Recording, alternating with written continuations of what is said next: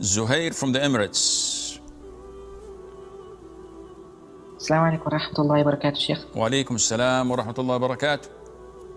How are you, Sheikh, today? I'm doing great, alhamdulillah. How can I help you? So, my question is that in Tajweed, we prolong mud with harakats, which can be counted by fingers.